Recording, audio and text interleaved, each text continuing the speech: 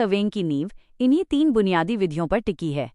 यदि आप इन्हें गहराई से समझते हैं तो आधुनिक उपकरणों DGPS टोटल स्टेशन को चलाना आपके लिए बहुत आसान हो जाएगा। यहाँ इनकी विस्तृत जानकारी दी गई है। 1. Chain surveying. चेन सर्वेइंग यह सर्वेइंग का सबसे सरल और पुराना तरीका है। इसमें केवल लीनियर मेजरमेंट यानी लंबाई नापने पर ध्यान दिया जाता है। मूल सिद्धांत: इसमें पूरे क्षेत्र को त्रिभुजों ट्रायंगल्स की श्रृंखला में बांटा जाता है। त्रिभुज ही एकमात्र ऐसी आकृति है जिसे केवल उसकी भुजाओं की लंबाई से निश्चित किया जा सकता है। उपकरण: जरीब चेन, टेप, रेंजिंग रॉड्स और एरोज।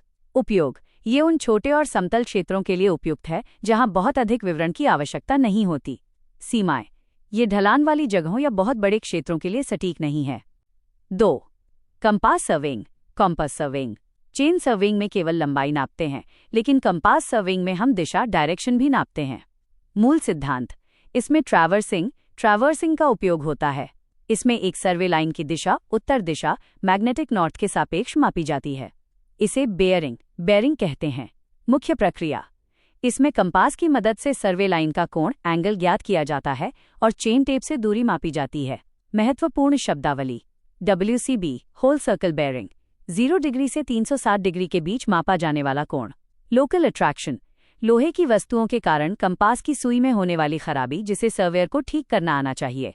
उपयोग: बड़े क्षेत्रों का रफ मैप तैयार करने के लिए। 3. लेवलिंग का अर्थ है किसी क्षेत्र के विभिन्न बिंदुओं की ऊंचाई एलिवेशन ज्ञात करना। यह जमीन के ढलान और ऊबड़ खाबड़पन को समझने के लिए जरूरी है। मूल सिद्धांत: इसमें हम पृथ्वी की सतह के सापेक्ष अलग अलग बिंदुओं के बीच की वर्टिकल दूरी मापते हैं। उपकरण: ऑटो लेवल, डंपी लेवल और लेवलिंग स्टाफ। मुख्य प्रक्रिया: BS बैकसाइट बेंचमार्क ज्ञात ऊंचाई पर ली गई पहली रीडिंग। IS इंटरमीडिएट साइट रास्ते के अन्य बिंदुओं पर ली गई रीडिंग। FS फोरसाइट सर्वे खत्म करने से पहले आखिरी बिंदु पर ली गई रीडिंग। उपयोग: सड़क निर्माण, नहर कैनाल की खुदाई और ड्रेनेज सिस्टम की योजना बनाने के लिए लेवलिंग सबसे महत्वपूर्ण है। इन तीनों का संबंध समरी टेबल। विधि: मुख्य उद्देश्य क्या नापते हैं? चेन सर्वेइंग, मैपिंग मैदान का आकार, केवल दूरी डिस्टेंस।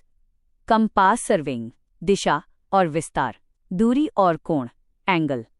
लेवलिंग, ऊंचाई का अंतर, ऊंचाई elevation reduced level. Professional tip: एक सर्वेयर के रूप में जब आप DGPS इस्तेमाल करते हैं तो आप इन तीनों का डिजिटल वर्जन ही कर रहे होते हैं। 1. चेन का काम DGPS की दूरी गणना करती है। 2. कंपास का काम RTK मोड में ओरिएंटेशन और हेडिंग द्वारा किया जाता है। 3. लेवलिंग का काम DGPS द्वारा प्राप्त Z कोऑर्डिनेट एलिप्सॉइडल हाइट से होता है। क्या आप इनमें से किसी विशेष विधि का उपयोग अपने हालिया प्रोजेक्ट्स में कर रहे हैं, या आप यह जानना चाहते हैं कि डिजिटल सर्वे DGPS में इन्हें कैसे लागू करें?